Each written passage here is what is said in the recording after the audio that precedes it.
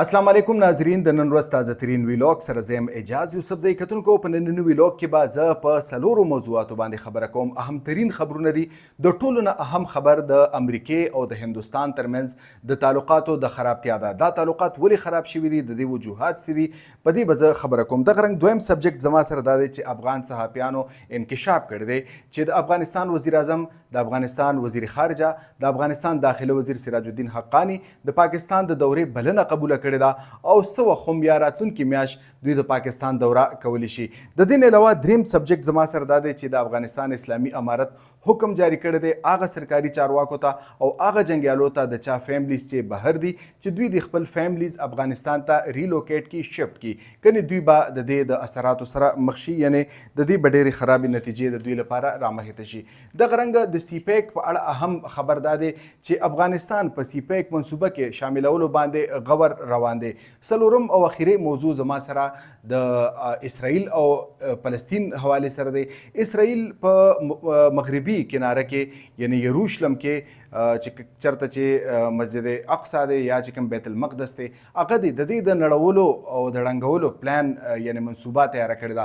کتونکو د پروګرام باقاعده آغاز نه روان دی. تاسو ته درخواست دی چې زما د یوټیوب چینل سبسکرایب کړئ، دا ویډیو لایک کړئ، په کمنټ باکس کې خپل کمنټ پرېږدوئ چې ماته پته لګي چې تاسو په حالت حاضره باندې آرا او تبصرې څه دي. کتونکو د پروګرام باقاعده آغاز به کومه چې د هندوستان او د امریکې ترمنځ تعلقات ډیر زیات خراب شوي دي، یو بل له دمکی ورکوي. انډیا خو امریکې ته تر دې حده پورې ویلي دي چې تاسو د هندوستان یعنی امریکې د هندوستان ریډ لاین کراس کړی دی. دغه ریډ لاین څه دی؟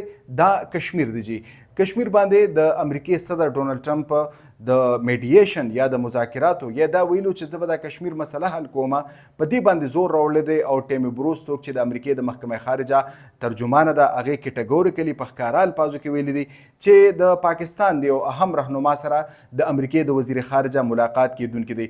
یقینا دا د کشمیر د مصالحت یا میډییشن یا د کشمیر چې کوم حل دی د ستونزې د دې حل طرف ته چې کومه معامله شروع شوې ده دا به اولنۍ اقدامي. د دې بنیادي وجه دا ده چې بھارت د روس سره ډیلینګ کول غواړي.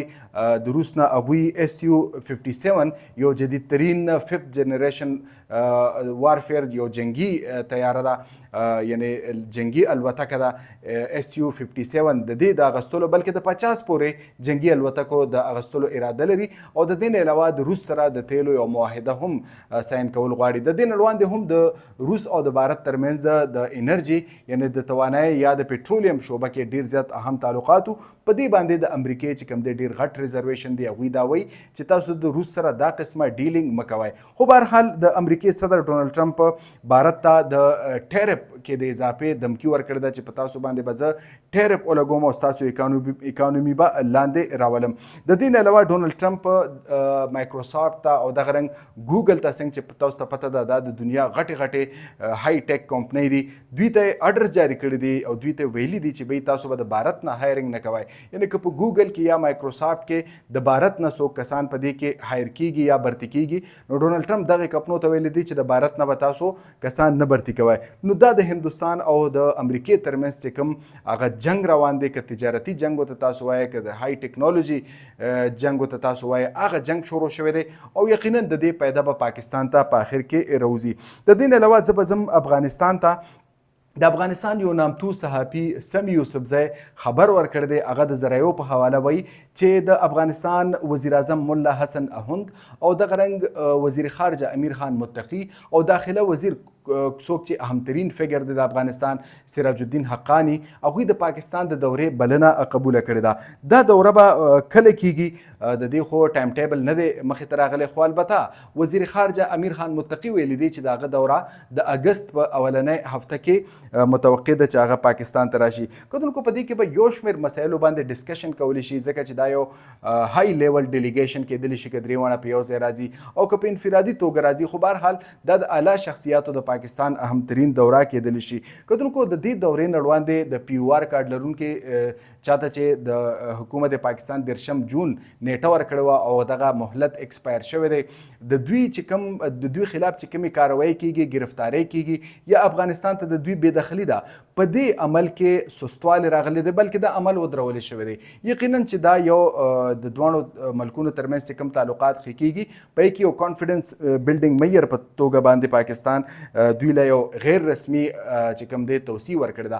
اگر چې پاکستان اعلان نه دی کړی چې به په رسمي ډول 3 میاشتو لپاره یا 6 میاشتو لپاره د افغان پی او آر کډوال چې کوم دی دې له توصیه ورکو، خو بهرحال یو غیر رسمي طور پاکستان دا اعلان کړی دی. تاسو وینئ چې په اسلام آباد کې یا د پاکستان په باقي برخو کې د افغان کډوالو گرفتاری ودرولې شوې دي، د هغوی چې کوم بېدخلي ده هغه ودرولې شوې ده. کتونکو دغه رنګ دریم خبر زما سره هم د افغانستان نه دی.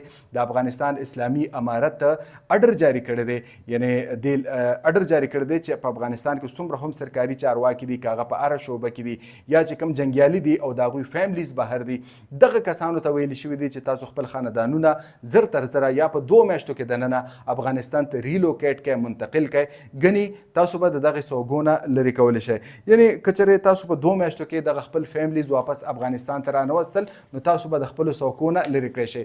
یقینا چې دا د افغان ګورنمنټ ډېر زیات او باهمته او زبردست ګام دی. په دې کې هغوی دا ګڼي چې د بهر ملکونو سره د دوی یا چې کوم فیملیز بهر دي د هغوی شهریت کېدلی شي، د هغوی سره رابطې کېدلی شي. مطلب افغان ګورنمنټ د هر لحاظ باندې د احتیاط نه کار اخلي. د دې نه علاوه د افغانستان حوالې سره یو بل اهم ترین خبر دا دی چې پاکستان او چین په دې غور کوي چې افغانستان په سی پیک منصوبه کې شامل کړي. کتونکو تاسو ته پته ده چې په 22 مئی باندې په چین کې یعنې په بیجینګ کې ټرایلیټرل مذاکرات شو د پاکستان او د افغانستان او د چین ترمنځ. په دې کې په دې خبره باندې اتفاق شو چې افغانستان په سی پیک منصوبه کې شامل کړی شي. کتونکو په دغه اجلاس کې یعنې په چې کوم د ټرایلیټرل مذاکراتو د دې ټرایلیټر مذاکراتو 3 بنیادي مقاصدو په کې سی پیک منصوبه افغانستان ته غځول او دغه رنګ د علاقایي سکیورټي چې کوم د امنیت چې کوم دی په دې اړه خبرې کول او دغه رنګ کنیکټیویټي یعنې په دې علاقه کې په دې سیمه کې چې څونه ملکونه دي د دوی ترمنځ روابط یعنې مواصلاتي روابط سیوا کول، یعنې په پاکستان او افغانستان او چین د یو بل سره په سرحداتو باندې نښتي هېوادونه دي، د دوی ترمنځ کنیکټیویټي روابط سیوا کول دي. د دې نه علاوه که چېرې افغانستان ته سی پیک وغځولی شي، په دې کې د افغانستان ګټه دا ده چې په افغانستان کې خو به سمدست جابونه پیدا شي، روزګار به پیدا شي او چې کوم بېروزګاري ده په دې کې به کمی راشي. د دې نه علاوه انفراسټرکچر به د افغانستان ډیولپ شي او بهر ملکي سرمایه‌کاري چې کوم ده هغې کې به هم اضافه راشي او د ټولو نه اهمترین په دې کې د پاکستان او افغانستان چې کوم تعلقات دي دا به په ښه ډګر باندې راشي.